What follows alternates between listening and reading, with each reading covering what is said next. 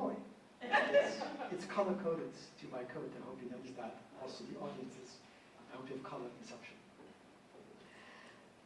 On behalf of Jewish Studies, I would like to welcome you to yet another event, the final event actually, in the Being Jewish in America series. A warm welcome also to our viewers on live stream and to our future viewers who will be clicking the link years to come. Being Jewish in America is a series of conversations that began with a journalist, Peter Beinart, in the fall, continued with the first Asian American rabbi, Angela Buchdal, featured the essayist, poet, and critic, Alan Kirsch. There's now arrived at what, to me at least, is one of the most exciting events in the series. A conversation between Arnold Eisen, Chancellor Emeritus and Professor of Jewish Thought at the Jewish Theological Seminary in New York, and my dear colleague, Elizabeth Shanks Alexander, Professor of Religious Studies at the University of Virginia. As you can see, the series offers an extraordinary wide range of religious and political perspectives, reflecting the fact that there's no one way of being Jewish in America, no one way to live and express one's Judaism, and no one way to label American Jews from the outside. In an age that happens that appears to be increasingly polarized and often demands clear allegiances, statements, and positioning, it's important to remember that Judaism's inner plurality, not only in America, but also in Israel, in Europe, and elsewhere. As the great American Jewish critic and staunch pluralist, Horace Cannon, would have been a wonderful interlocutor for our series if you only had lived beyond 120, noted in an essay in 1910 being maybe the most universal thing, but Judaism is not. It not only affirms its own particularity, but also the multiplicity of its manifestations. Like democracy, it seeks the harmony and organization of difference, but does not seek to assimilate dissonance. To acknowledge, to hear the harmony as well as the dissonances of voices firsthand is also Arnold Eisen's approach in his latest book, Seeking the Hiding God. And right now, and I'll remind you again at the end of my introduction, you will see the book over there, and Professor Eisen will be here for a book signing after the conversation. His book begins with a correspondence, an epistolary conversation among friends, unscripted, unsocratic, and open-ended, about what, for lack of a better term, we might call Jewish theology. Theology, Eisen believes, should be in pursuit open to every human being, rather than being an esoteric domain requiring expertise and PhDs. Theological reflection must be rooted in personal experience, but also must be rooted in history and in Judaism's own sources. In one of his most poignant moments in Eisen's book, a student interview he took with Abraham Joshua Heschel in 1971, we learned that religious leaders must speak in the name of tradition as best as they can, while acknowledging that others would speak in its name differently. Tradition is a recurring theme in Eisen's work, and the reconstruction of Jewish tradition in America was a prominent subject in his book Rethinking Modern Judaism, which won the National Jewish Book Award in 1998, and which also was my first encounter with Eisen's work, though it was not my first encounter with Arnold Eisen in person.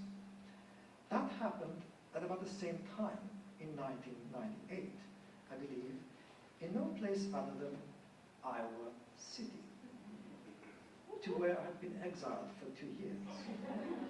I'm not sure what brought Arnie to Iowa, but it was a fortuitous Erev Shabbat that we met at the local synagogue, where Arnie led the Birkat HaMazon, the prayers at the finishing of the meal.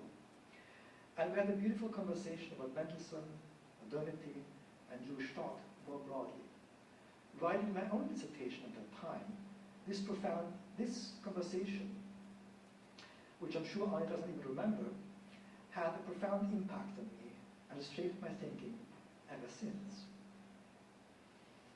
The question that animated Eisen's thinking about tradition was this, and I quote him, "How can one simultaneously, and with utter self-consciousness, both read into and read out of the sources of Judaism? How simultaneously invent the past and invoke its authority?" In some sense, this question runs through all of Eisen's work in different variations, and returns also in the book that is today's subject. There is no one answer to the question, but among the answers Eisen offers us is the need to rethink modern Judaism in terms of ritual, commandment, and community. Aspects of Jewish practice modernity had all but expunged in the process of turning Judaism into religion, to invoke Mirabotnitsky's seminal study on that process. In the end, modern Judaism is not so much about tradition, but about what Samuel Hahnemann called traditioning, a fragmentary, variable, individualized form of practice. And what Mordecai Kaplan, who would have been another good interlocutor of our series, had he lived a little longer, once wrote about tradition, might apply here as well. Our responsibility to our forefathers is only to consult them, not to obey them. When I first met Arnie, he was professor of Jewish culture and religion at Stanford University.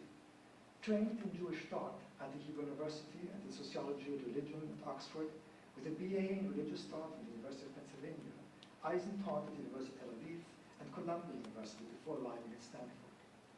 At that time, he had already published The Chosen People in America, a study in Jewish religious ideology, and Taking Hold of Torah, Jewish Commitment and Community in America, and the masterly monograph on Galut, Modern Jewish Reflection, Homelessness, and Homecoming, which won the National Jewish Book Award in 1987.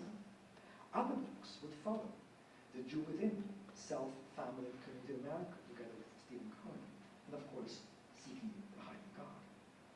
From 2007 to 2020, Eisen served as a chancellor of the Jewish Theological Seminary in New York, where he took, among many other initiatives, a stunning redesign of the Morningside Heights campus in 2015. Many of us, however, remember and maybe miss his weekly Torah portion commentaries that were sent out to JTS. But you can still learn Torah with Arnold Eisen if you follow JTS Torah commentary link. Eisen also contributes to public scholarship, to journals as Tablet, the Jewish Week, the Huffington Post, and the Times of Israel. In conversation tonight, Professor Eisen is with my dear colleague Elizabeth Shanks Alexander, who is a professor of religious studies at the University of Virginia. Our focus lies on classic texts of rabbinic Judaism, Midrash, Mishnah, Talmud, and on the question of how rabbinic literature functions as literature and how it conveys meaning.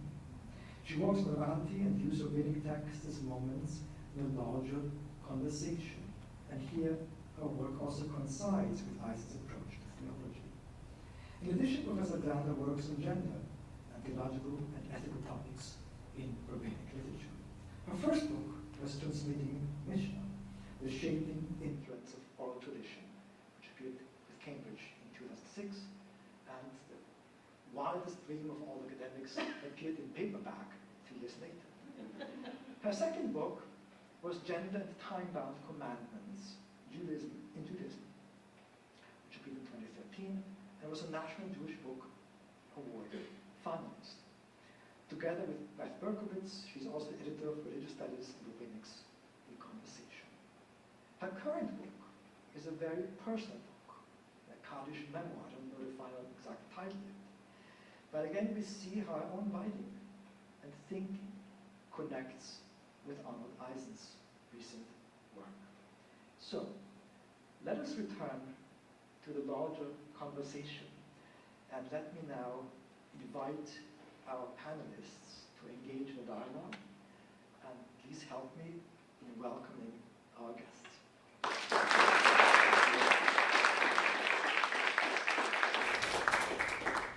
So I am the only of the three people up here who is not mic'd for this room.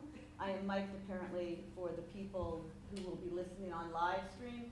So I have been instructed to project. If I am not adequately projecting, please let me know.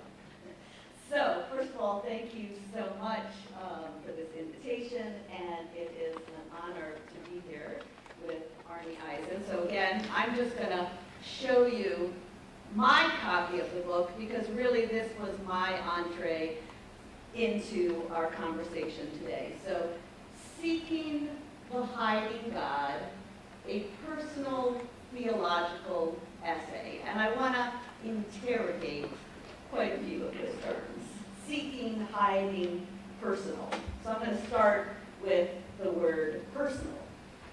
In the book, you write that the prompt for this book, for writing this book, is reaching the august age of 70. So my big question is, what is it about 70 that brings theology into view? But before getting to the big question, I feel like there's a setup question, which is, what had you been doing and thinking in the years prior to being 70, both professionally and personally, because it is, after all, a personal essay, that in a sense made the shift at 70 momentous? First, thank you, Asher, for that beautiful introduction. No one has quite introduced me that way before.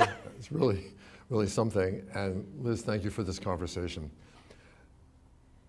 So I had been avoiding this book for many years. Many of you probably have no matter where you are in life, you probably have the sense there are things you should be doing that you're somehow finding good reasons not to do. And when I was chancellor of JTS, which, not to exaggerate, but was basically 12-hour days, 6 days a week, I had ample excuses in the world not to do what I knew I should do, which was to give myself an accounting after all these years of studying modern Jewish thought about my own Jewish thought. So, I would write and teach about a particular Jewish thinker or a non-Jewish thinker, and I would make notes to myself about what I agreed with and what I didn't, and what I found meaningful and what left me cold. But I never forced myself to figure out, okay, when I go to shul and I pray, what am I doing? What do I really believe is happening there? Or what do I think about God's role in history? Is God involved in history or not? We'd have these discussions at the Passover Seder every year, but I never forced myself to reach a conclusion. And then, as I was stepping down from JTS, several things happened, the first of which was COVID. So I had all the time in the world. In other words, zero excuse for not thinking and writing. And they gave me a sabbatical. So I had a COVID sabbatical. And the point and no young kids. Kids are out of the house. They're aged, one is 36 and one is 40. They're, right? No young kids, exactly right. And 70 was looming. And I have to tell you that I knew that that was a big deal. And in answer to your question, to me, 70 is a marker that you can't assume anymore that life is going to continue on and that good health is going to continue on. I'm not being morbid, thank goodness, whatever, I hate even to say it, but I'm pretty good health. But by 70, you've lost friends your own age, not just one or two, but a whole bunch of them. And you've seen people your own age struck down by serious illness. And so you can't assume that you can wait another 5 years, and maybe when I'm 75, I'll look at this. It's kind of a now or never thing. So I had this sabbatical, and it was COVID, and I had just spent all these years being chancellor of JTS, and so I knew I had to do this book. And JTS prepared me directly and shaped the book in two ways. The first of which was negative.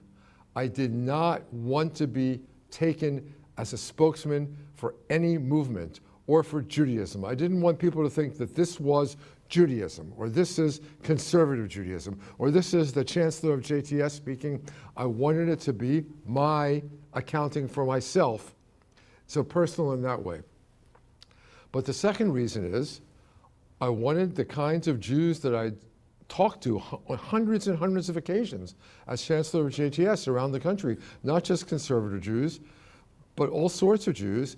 But I wanted non-theologians, non-professors, non-academics, ordinary, regular people who think all the time to be able to pick up this book with profit. One of my frustrations is that I'm a professor of Jewish thought, as you are, and I don't know what your experience is, but my experience is a lot of the books I have to read and teach are basically unreadable.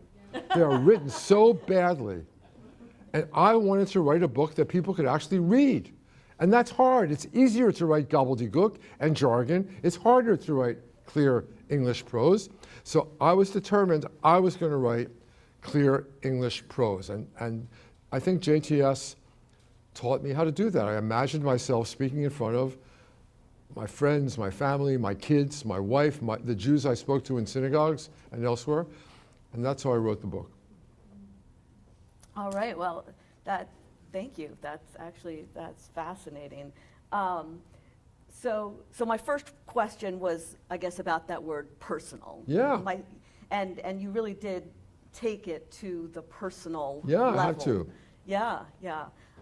So my second question is about seeking the hiding God.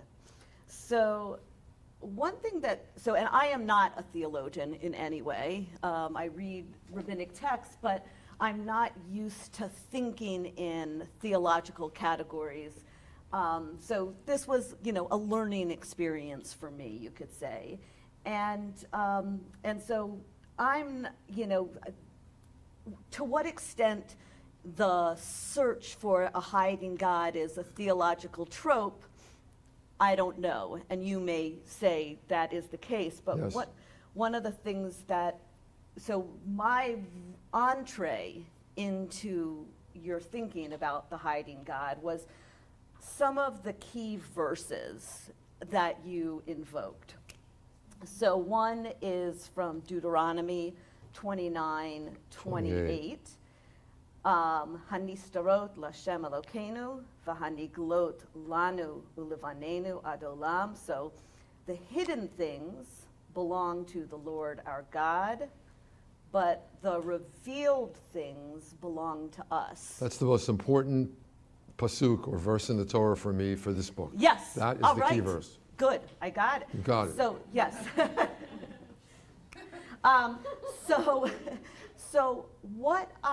So one of the things, and I have a couple more verses. So one of the things that I got from that verse is that I think one might think that being hidden is not the way of the world, that it is an aberration, and so when we seek, somehow we're trying to make up for that loss. But what this verse introduces, and also the next one that I was going to quote, is the idea that this is the way things should be.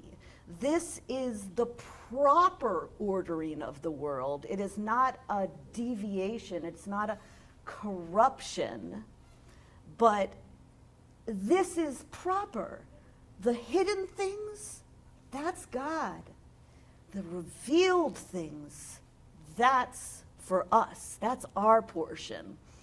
So that was, and I guess, so maybe I'll ask you to, so the question that I was kind of getting towards is, what are the various different ways in which you think about hiddenness in the book?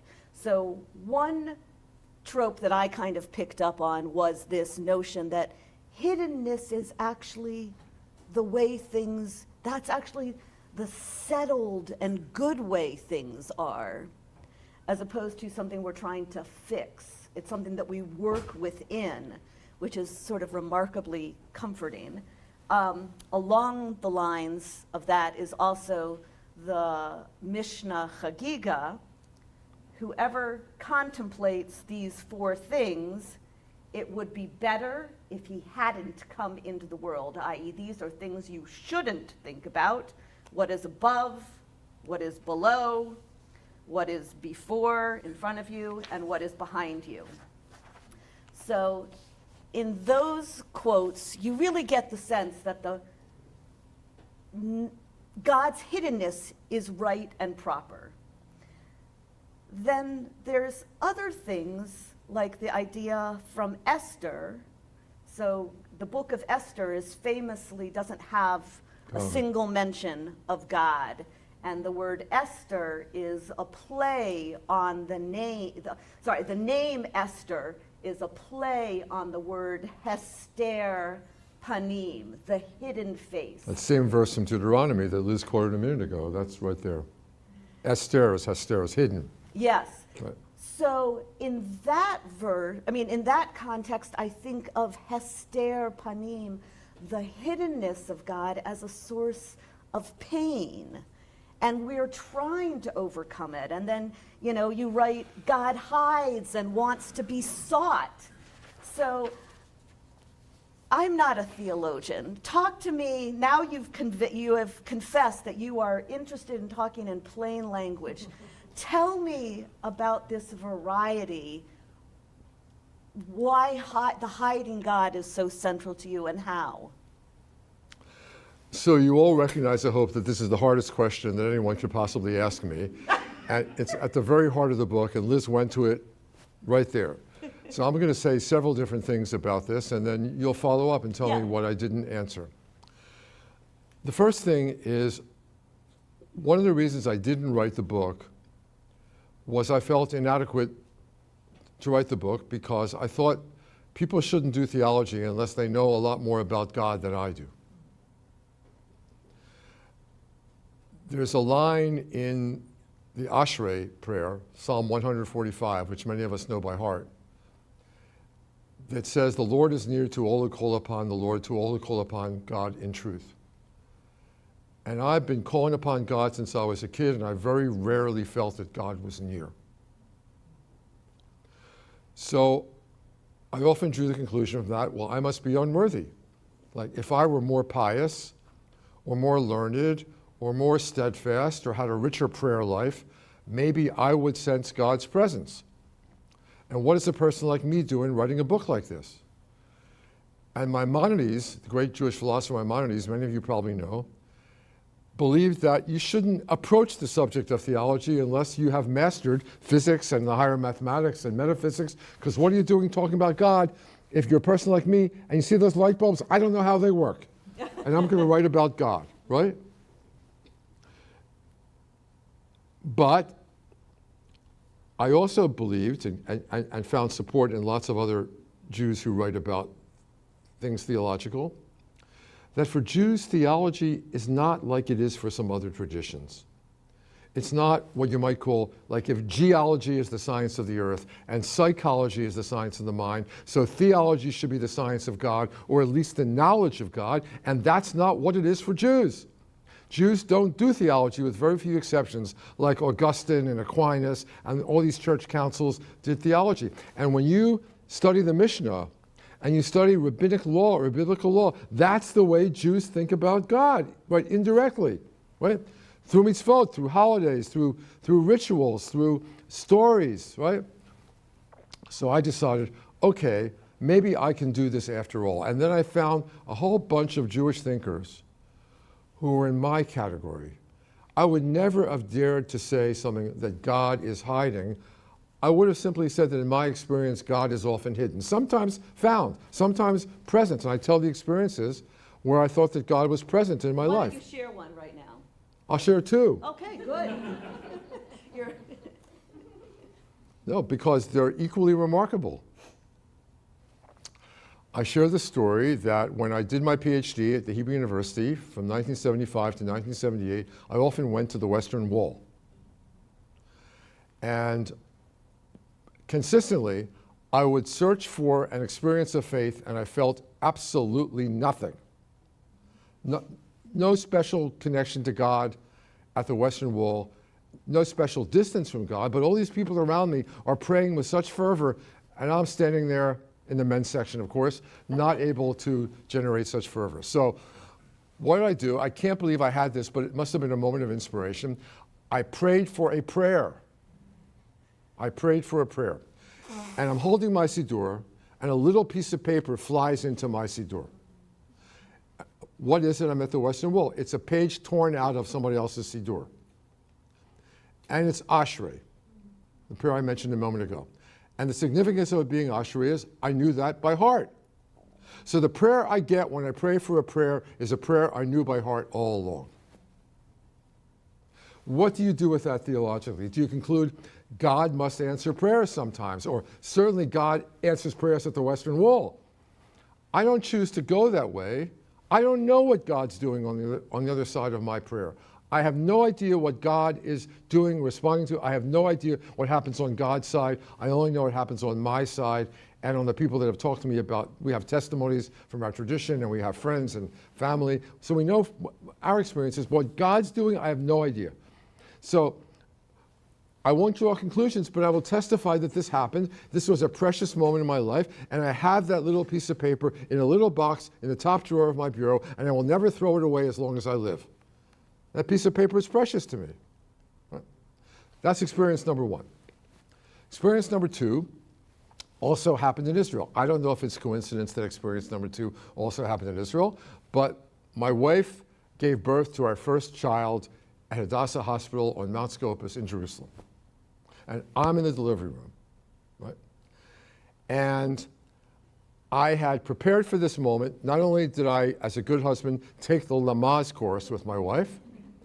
You all know what Lamaze courses are? I thought the younger people here don't know, right? They instruct you in how to help your wife breathe during the labor. Because you want to be useful, because you're there, and she's in terrible pain, and you're watching, and okay. And the second thing I did was I went back to my high school biology text and reread the chapter on human reproduction. That detail is important. You'll see why in a second. So then, after my daughter comes out of the womb, and it's the high point of my religious life, to watch someone emerge into the world, your daughter emerge into the world, and I did not know in advance what would happen afterwards. What happened is they washed her off and gave her to me, and said, here, right? So I did two things, which I will never forget. Number one, I danced around the room with her in my arms, singing the Supremes' Baby, Baby, I Hear a Symphony. And number two, I said dozens or hundreds of times, uncontrollably, thank God, thank God, thank God, thank God, thank God. Now, why these details matter is the following, and now I'm going into a little bit of 20th century Jewish theology. One of the texts I like a lot is a great Jewish theologian, Martin Buber, famous for his book, I and Thou, which some of you probably know, wrote about a commentary on the book of Exodus, which is called Moses. And it's a chapter where he, as a 20th century scientific person, tries to say what he thinks miracle is. And he says two things about miracle. Right? It does not suspend the order of nature. The laws of cause and effect do not stop. But when a miracle happens, the soul power, S-O-L-E, power, behind the order of cause and effect stands revealed. Right? So that's why it's important that I'd study the biology text. I knew the laws of cause and effect here. I knew the science. But at that moment, I didn't say, thank you, science. I said, thank you, God. And the second thing that Buber says about miracle is that you don't just have that moment of astonishment, you abide in the astonishment. So I had friends who literally said to me, of course you said thank God. You were excited. It was a moment of great celebration. But you know that God didn't have anything to do with that. And I say to them, you could not have convinced me a month later or a year later or 40 years later that God had nothing to do with that. What God had to do with that, I have no idea. I do not understand this whatsoever. But part of my faith is this religious experience, that God is somehow involved in this creation, as I believe that God is somehow involved in love and other things that we experience in the world. So now I'll come back to the hiding God. But Heschel, who is more important to me than any other 20th century Jewish thinker by far, Abraham Joshua Heschel, has a chapter in his book, Man is Not Alone, called The Hiding God. Heschel says this in reference to the Holocaust, because a common if you want to call it an explanation or a response to the question, where was God during the Holocaust, is the one given in those chapters from Deuteronomy that Liz referred to. God says, I will hide my face from you. But there are many other texts. The philosopher Eliezer Berkovitz, who's an Orthodox theologian and halakhic expert, believes that God is not only hiding during the Holocaust, God is hiding because human beings need room to maneuver. Like if we just had God looking over our shoulder all the time, we wouldn't be able to accomplish anything. And God wants us to be actors in the world. And so God wants this, and he's building on the Kabbalistic notion of tzimtzum, that God contracts God's self to make room for us. Then the Baal Shem Tov, the great founder of Hasidism,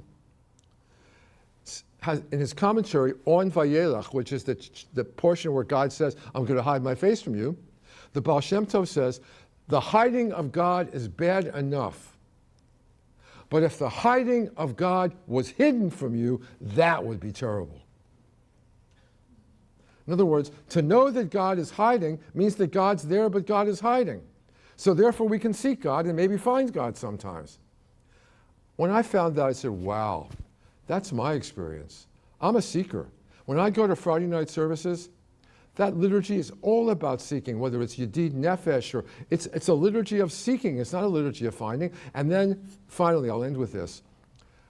The great Hasidic sage Nachman of Bratslav believed that he was Tzaddik Hador. He was the tzaddik, not just the most righteous person, but a tzaddik has an intimate connection with God. And he was the person of his generation who was closer to God than anybody else. And Nachman said, and yet most of the time, God is absent from me. God is not present for me. So he reasoned, if I'm the tzaddik hador and God is absent from me, that must mean that God is absent. And I read these kinds of sources. I started looking for them, but when you found them, this is a prominent theme of our tradition. And so I said, wow, this is my relationship here. I'm seeking God. And sometimes I'm having an intimation of God's presence, and most of the time I'm still in the category of seeking. So I don't go into a prayer service expecting that I'm actually going to experience God's presence there, but occasionally I do. And those are rare moments of special significance. But the idea of penetrating to the heart of who I am and trying to figure out what it is to be a person in the world, all that stuff, that to me is what prayer is about, and that's what Jewish theology is about. It's about seeking and aspiring and trying to serve God, not just looking, but what does God want of me? Okay, so I don't have a clear intimation of who God is or what God is like, but my tradition teaches me a lot about what God wants from me. And that's what I try to focus on. And that's why I'm now ending, Liz. It's all right, no, that's all right. So that's the second part of that quotation from Deuteronomy. The revealed things are given to us and our children to do all the words of this Torah. So I go through life and I say, do I have what I'd like to have? Do I know God? Do I know what happens after death? Do I know why there's evil and suffering in the world? Do I know why the Holocaust happened? No. But can I have a good life? Can I love people? Can people love me? Can I be part of a community? I have the Torah. I have other traditions of wisdom. I have science. I have art. There's all these advantages we have as human beings that enable us to have a good life. And that's what that verse says to me. You don't have what you want. And so finally, I decided the Rolling Stones were right. For those of us who can't evoke... You can't always get what you want. No, you can always get what you want, but if you try sometimes, you just might find that you get what you need. Very good. So on some level, you're an overachiever. You preempted me. I was, in a sense, so I've been taking this sort of bit by bit, first personal, then hiding, and then I was going to go to the seeking, but on some level, you've already, I'll just say, sort of pointed very strongly in that direction. And so I for everybody else and myself, I'm just going to say what I was going to say anyway to help me kind of pull it together. And so it seems that in your reading of the verse from Deuteronomy, neither half is just for the sake of contrast. In other words, sometimes it's light but not dark. And so the but not dark is a poetic language which just says the same thing. Right. That we've got Right. Greg Garin in the back there, biblical poetry people. So A and not, influenced by Kugel, and A Right. and not B, the way biblical poetry works. So, but you're not reading that verse from Deuteronomy that way. No. Each half of the verse is meaningful and powerful as its own statement. That's On right. one hand, there are things that belong to God. Those things are hidden. And what is upon us, and that's the seeking part, is the revealed things. And you don't sit in an ivory tower or go off to a desert and meditate, and that's not the seeking. You seek as you're out there in the world, doing good, loving, etc., right? Yeah. That's the seeking part, and that's what that second part of the verse promises, right? Yes. And I would say, and it's very exoteric as opposed to esoteric. That's right. I can't be esoteric. My mind doesn't work that way. I don't know anything. I'm just trying to be what's in front of us. And so it seems like, so in my reading, the things that I saw you doing and describing yourself doing are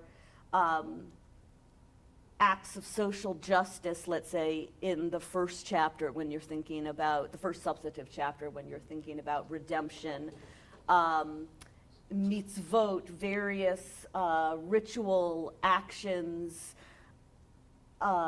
that have both moral but also ritual components. So I guess as one final question on the substance of the book, and then I have a couple of questions that are more reflective, but can you go a little bit deeper into what is the domain that we are in charge of? That, what are the the revealed things that are ours to do, that are how you do encounter the seeking? But what is not part of this? In other words, I would never make the statement, I think it would be very arrogant to say God is not involved in what happens in the world. I would never say that God does not exercise what Judaism calls personal providence. That is, I would never say that God is not involved in individual lives. And I would never say that God is not involved in general providence, that God is not involved in history. I would never say that. But I don't know. We cry out for God to do something, and the closest I can get on most occasions is that old Jewish joke about the guy who's drowning, right? Right? You know the joke. Tell the joke. Everybody knows the joke. The guy's drowning, and he prays to God to save him, and the rowboat goes along, and he doesn't get into it because he's waiting for God, and the helicopter lets down a life. He won't take the helicopter because he's waiting for God, and the Coast Guard comes, and he won't go with the Coast Guard because he's waiting for God, so he drowns and gets to heaven and says to God, "Why didn't you save me?" And God says, "You idiot. I sent you this, I sent you that, I sent you the next thing." So to me, there's a theology there. I quote Martin Luther King in the book, actually, because King has a sermon where he talks about how during the Montgomery bus boycott, he lost his confidence because his house was getting bomb threats, and he was getting threats to kill him and his family. And he felt like, I don't have the strength to go on, but the people need my leadership. So he gets down on his hands and knees and prays. And God fills him with confidence, he says. And a couple days later, the house is bombed. They're all okay. But he does not believe God sent the bomber. He does not believe God saved him from the bomber. At least he doesn't say so. What he does say is that God gave him the courage to carry on despite the bombing. I think that's theology very close to Heschel and is very close to mine. Right? So when we get up in Jews and say in the morning, "Blessed are you, Lord our God, who clothes the naked, who gives sight to the blind, who raises up those who are bowed down, who frees the oppressed," we're of course calling upon ourselves to do these things and identifying this work with God's. I think the rabbis, you're an expert here, you can tell me, I think the rabbis believed that there was a partnership between us and God, and our part is visible and God's part is not visible, but they believe that God's part is there. And so in praising God for this, we're reminding ourselves what to do, but we're also calling upon ourselves to join God in doing these things. That's where I am. So I think we need to take care of one another, and we're doing a lousy job of it, right? Human beings have often done a lousy job. Occasionally, not just occasionally, we do a good job. We do rise to acts of altruism, and acts of love and kindness and concern and courage, but often we fail. And that's just the way it's always been and probably will be for some time to come until the Messiah comes. That's what I mean by, that's what the work entails. So when you read the book, it's structured the following way.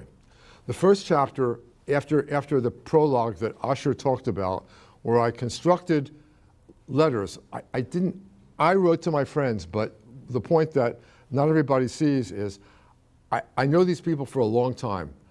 I wanted people different from me in my book. I didn't want my voice to be the only voice in the book. So I included friends, including a friend who doesn't believe that theology is worthwhile. She thinks it's a waste of time. And I wanted 2 women in the book. And I wanted someone a generation younger than me in the book. But I didn't ask them to write back. I wrote letters back, but I wrote in their voice. They had the chance to see whether I got them right. One of them took me up on it, 3 of them didn't. But my wife, who knows them all, certified that I got them right. Okay? So that's the prologue. The first chapter is about Passover. You imagine yourself at a Passover Seder. You're thinking about, did God redeem the Israelites from Egypt? Does God do anything in the world? The final chapter is about Yom Kippur. Questions of forgiveness and guilt and death and whether we are really capable of repentance, turning ourselves. The middle chapter, which is the heart of the book in a sense, is about covenant. And to my mind, covenant is about 2 things. One you might call mitzvot, and the other one, love. And the single hardest part of the book for me to write, after being married for 40 plus years and a parent for 30 plus years, and I have friends for 60 plus years, the hardest part for me to write was about love. Because what are you going to say? And give yourself an accounting of what you think love is. And then, if that wasn't hard enough, I spent 5 or 10 pages trying to talk about God's love for us and our love for God. And to me, I can't separate mitzvah from love. And I wanted to make this point because it's a point of contention between Judaism and Christianity. Liz has this from classical sources. My source is a boat ride that my wife and I took for 5 days in the inner passage of Alaska, where there were very few passengers, 60 passengers, and we got to know a Christian couple from North Carolina really well.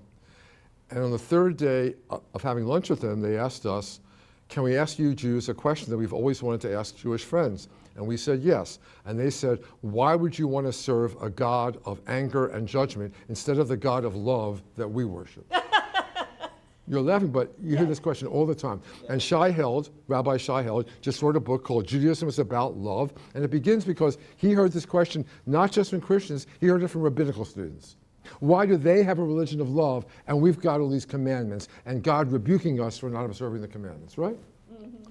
So I knew that I had to answer that question. I had to write a chapter which connects mitzvah to love, because in my mind they are connected. And so the 2 textual sources for that chapter are, I do some stuff from the book of Exodus about mitzvah, and I do, as I confessed to Liz, in middle age and older, I love the book of Leviticus. When I was younger, I couldn't stand it. When I got older, I came to love it. And so the middle chapter of my book is like the middle chapter of the Torah, which is Leviticus and love. What is the central teaching in the Torah? V'ahavta l'recha kamocha. You shall love your neighbor as yourself. And that's connected, of course, as Jesus said, but he was a good rabbi when he said this, that v'ahavta of the neighbor is connected to the v'ahavta of God. And I really do think that that's true, and I try to explain why. So that's the seeking, and that's the doing. Yes, well, thank you so much. So in a minute, I'm going to turn it over to our audience questions. But because this evening is part of the series, Being Jewish in America, I just wanted to ask you one final question, and that is, in what ways would you say your theology is a product of the American experience? And just to, another way to come at that question is you have spent your professional life as an intellectual historian of American Judaism. In what way would you say you are manifesting the trends that you have been able to describe, or alternatively doing something quite differently? I am an American Jew. My wife and I made Aliyah in 1984 with the intention of trying it out and see if we could live there.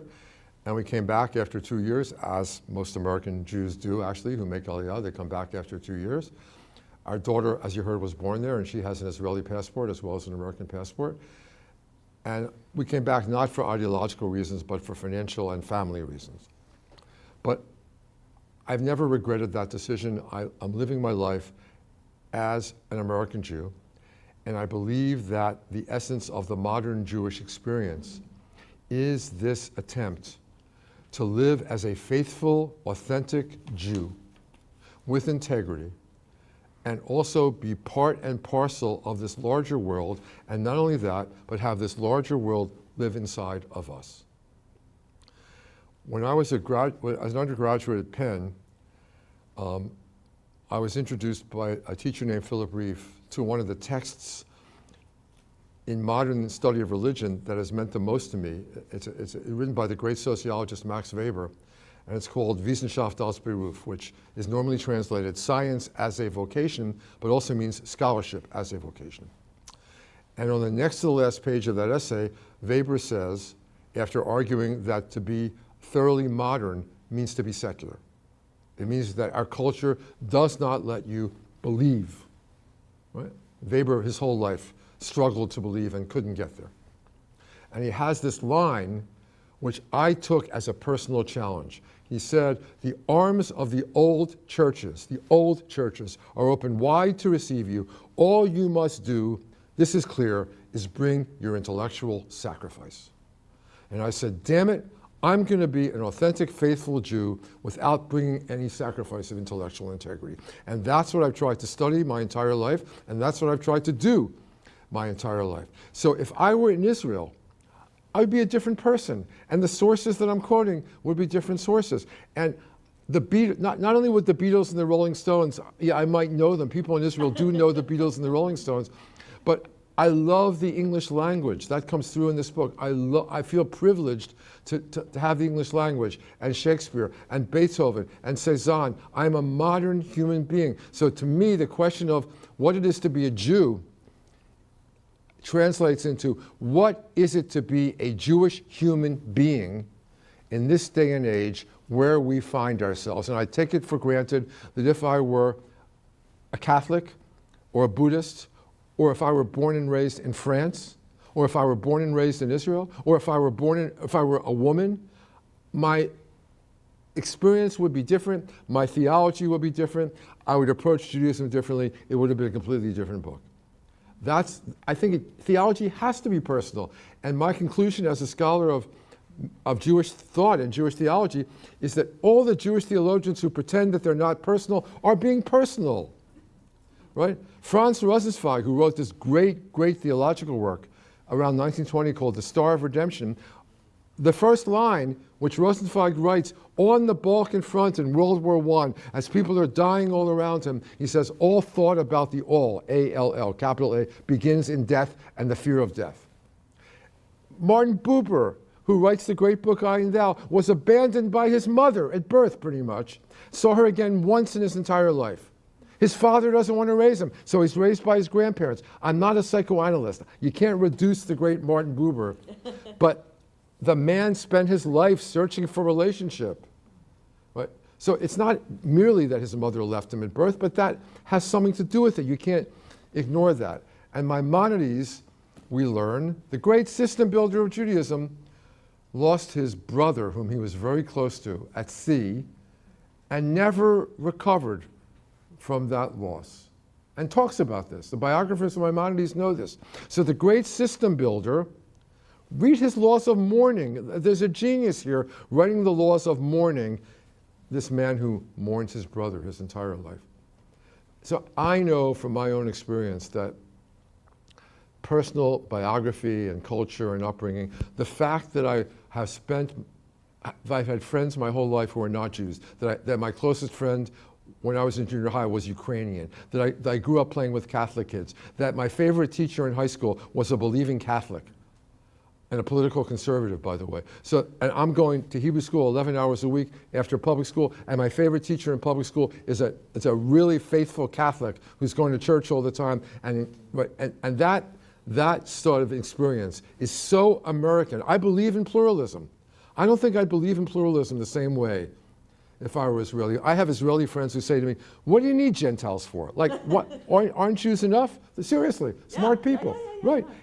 And they don't get it. They don't get why it's a blessing to live in this country with lots of different kinds of people. They don't get that, right? So I am an American through and through, and I think I'm a Jew through and through, and that, I couldn't write this theology unless I am who I am, and I am the American Jew that I am. All right, well, so. Thank you. So I want to open to questions. Generally, I like to You field should my call- own questions, you if should- no, you want should me fi- to. I definitely want you to. Okay, all right. So, You guys have to shout it out because we have mics and you don't. So Adam would like to ask, can everyone hear me, by the way? Is the primary motivation of your fulfilling of mitzvah to seek? What specifically goes through your head when you do a mitzvah? I don't know, and I don't think it's the same at every moment for every mitzvah, and it's not the same for the same mitzvah every time I do the same mitzvah. So I think I began with that. I think these are statements of faith and conviction, and I doubt I'm going to change. I'm 74 years old. I don't think I'm going to change these things. I believe the covenant is because God, for whatever reasons, I will never understand this. I don't know what that subject of that sentence I just said is. I don't understand this. God wants human partners. Heschel said that God needs human partners. I wouldn't go that far, but he had the right to. He said God needs human partners.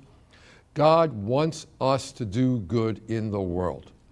And mitzvot are the way Jews do good in the world.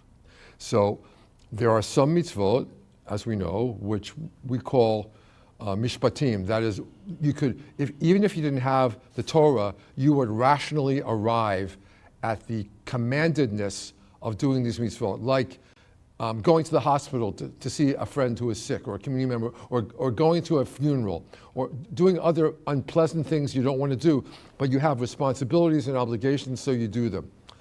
But there are also things you do out of love. And when you're a parent, you learn, in a way you can't learn the same thing intellectually, at least I couldn't, that there's some things you can't distinguish obligation from love. When your kid is crying in the middle of the night and you really don't want to get out of bed, but you go to them, it's part of the obligation because you want to be a good parent, but you've got more love for this child than for anything else in the world, and so your obligation is connected to your love, and I think a lot of mitzvah is like that. It's connected to love of other people and love of God. And you want to love God, so love God's creatures. It's as simple as that. You want to love me, take care of my kids. You want to love God, right? Take care of God's children. Love your neighbor. So a lot of mitzvah, I try to, when I'm doing a mitzvah, think about this larger picture. Not everything makes sense at every moment, every time, and you don't have the time. We've got to do stuff in the world. We can't sit back and figure out what it all means.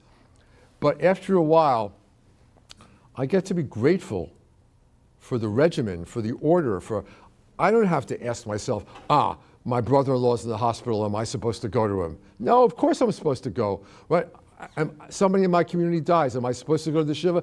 I really don't want to go out to the Shiva, but this family's in my community, of course I'm going to go to this Shiva. And I'm grateful that after a certain point, you don't have to think about these things all the time. They're just part of who you are. And I'm really happy with this tradition of ours. And I don't know how I'd feel if I were born something else. I imagine, I don't know, would I have discovered Judaism and converted to it if I had been born a Muslim or a Catholic or whatever? I don't know. I might have been a Catholic if I had been raised a Catholic. I might have been, who knows what. But what I do know is I'm a Jew, and I don't believe that it's condescending or superior to say with the words of the morning prayers, Ashreinu matov chalkenu u'mana'im goralenu, that I feel fortunate that this is my lot in life, and it's my fate to be a Jew. I didn't choose it, but I feel like it's a great blessing to live life with this tradition and this people, even with all the craziness that come along with being Jewish. Do you want to answer that question also with respect to ritual mitzvah? I mean, initially I thought maybe that you were going to be talking about both. So Liz has read the book, and so I came to an appreciation of ritual gradually. I didn't always understand the importance of ritual. And I say in the book that I first came to understand ritual by practicing Bach inventions on the piano. So those of you who know these Bach inventions, these are two-part inventions, and the right hand is doing different things than the left hand, and they come together at the end. It's the same sensation for me as solving an equation. It comes together, it makes sense at the end.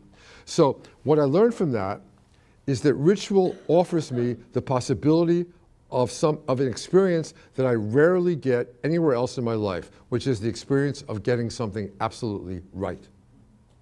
When you play the piano and you practice it over and over again and you master the notes and you get the technique and then you put some feeling into it, you can have the sensation, I really got this piece right. And when I do a ritual, sometimes I have the sense, I've really got this right. And I rarely get that. I don't know about you, but I leave every class thinking, I should have done that differently. And my wife will tell you that I'm not the greatest husband in the world all the time. And I know I'm not the greatest parent or friend all the time.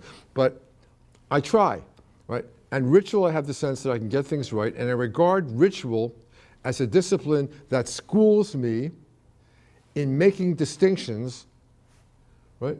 So kashrut is there, I think, primarily to teach me about making distinctions. And those ritual distinctions I make, when I won't put the sour cream on the chicken, teaches me that there have to be other distinctions made in life between good and bad and better and worse, right? And ethical and non-ethical, etc. So I can go on and on about ritual. But when I was young, like many young people, I was impatient with ritual. It's the same thing all the time. It's dead ritual. That's the way the sociologist talked about it. It's dead ritual. Come on, forget your wife's birthday. I dare you. It's just a ritual. Who cares? Why does it matter? But if she's mad at you for forgetting her birthday, she's right to be mad at you for forgetting her birthday. Right?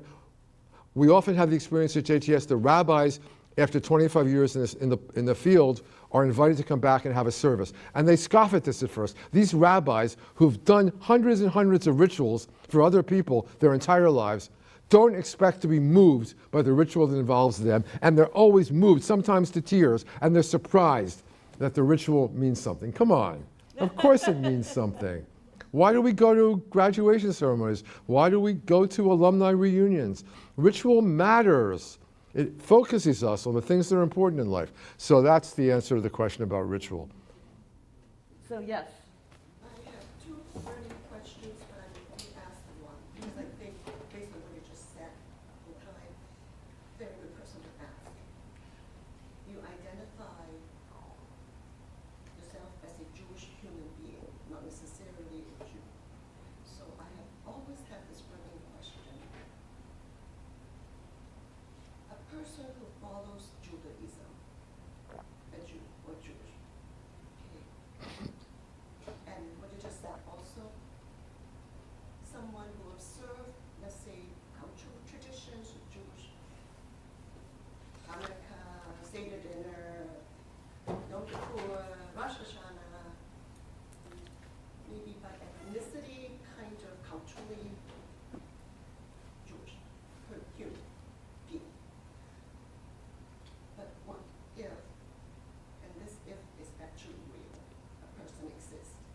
know very, very well for many, many years. I know him to be of Jewish descent because I know his parents, his grandparents came from a long time ago. Jewish parents. Ashkenazi. And then he is agnostic, self-admitted agnostic. He said, no, not atheistic, probably agnostic. And he does not observe any Jewish cultural practices. No holidays, nothing? Pardon? No holidays? Even you mentioned holidays before. No holidays, nothing. Okay. Nothing. I wish, but never did. So I've always asked myself, and I ask other people, what makes a human being Jewish? Which was what you just talked about. And I know that Ethiopian Jews, the Chinese Jews in Haifa, who went there like 600 AD, yada, yada, yada, yada. So if that person, other than DNA, their DNA, that we can test that they are Ashkenazis or whatever, would then identify this person a Jewish human being or not? Because I've been following a lot of the Jewish studies programs, talks and everything, and this series is Being Jewish in America Today. So I can see you identify privately and publicly with the yarmulke and everything, that you're Jewish, a Jewish human being in your term. But someone who doesn't, what makes him Jewish? So, ask 5 Jews that question, you're going to get 5 or 10 different answers, right? I'm going to give you mine, but the first thing I'm going to say is that there are so many different kinds of Jews in the United States. And anyone who makes an easy generalization about what it is to be an American Jew or a Jewish American is wrong. Because there are just so many different kinds of Jews in the United States. Now, I can give you the statistics about the number of Orthodox, Conservative, Reform, Reconstruction. I can do the denominational statistics. But what those reports don't get at is the huge variety of what's going on inside people's heads and what they're doing in their own experience. And something like 60% of the people we know in America to be Jewish, that is, if you call them up on the phone and say, do you have a religion? And they would say yes. And you would say, they say, what is it? And you say Jewish. And they say, are you identified with any ethnicity or anything else? And they might say Jewish. So that's sum total of all those people, right? 60% of them belong to absolutely nothing Jewish. 60%. So only a minority belong to anything Jewish whatsoever, even a film festival or a book club, right? So 60% of the people who identify as Jewish belong to nothing Jewish. That's the one of the most important datums about American Jews.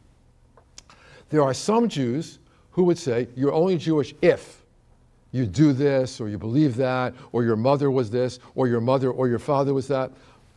I'm not in that business. Right?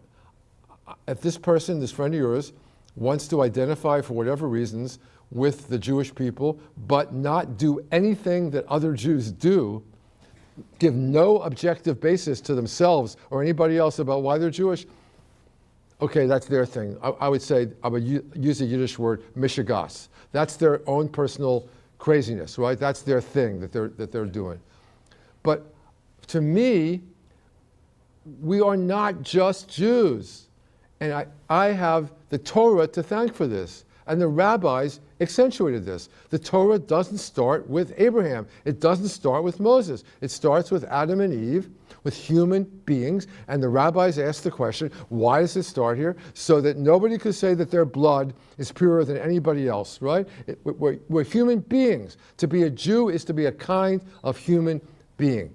And I want people to be Jewish human beings. I want them to be, if they're Jews, to be Jews, but also to be human beings. And so, I don't know if your friend has children, but I can tell you as someone who's looked at the data that very often Some children rebel against non-observant parents by becoming observant. Has not happened. Okay. So then wait till the third generation. Yeah, third generation. But I think there are lots of women. And also, okay, you mentioned something really good, He, right? He works for, or writes, he's a public intellectual, he works for the Palestinian cause. Mm-hmm. So he received death threats. Mm-hmm. From Jews.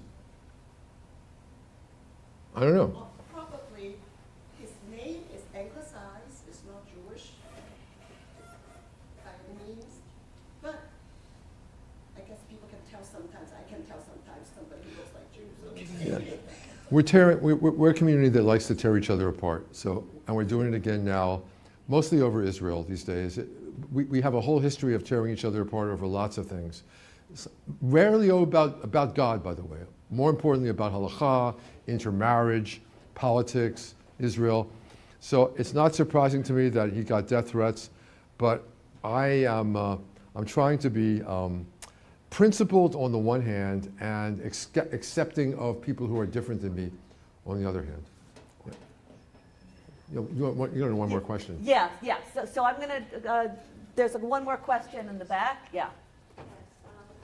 How do you reconcile the portion of the morning prayer where you're grateful for your left and right with personal tragedy? I don't. Can you repeat the? How would I reconcile the prayer about being fortunate, thanking God for what I thank God for, with personal tragedy? And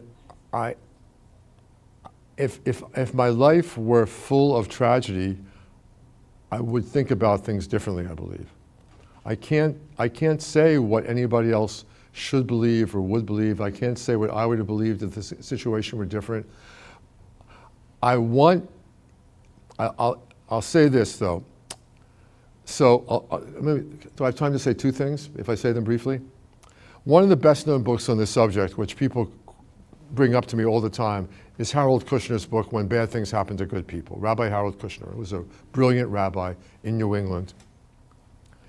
And he tries to wrestle with that question, which I believe is one of the things that are the nistarot, that belong only to God, that we will never understand. And he wrote that book out of the personal tragedy of losing his son. And so I read that book in that way. He's wrestling with the personal tragedy of losing his son. This is the best answer he can come up with, and he shared it with the rest of us in a beautiful way. I can't come up with any kind of theology that makes sense of these things. But one of the things I work hard to do in the Yom Kippur chapter is, one of the themes of Yom Kippur is that God is responsible for life and for death. God writes in the book of life. Right?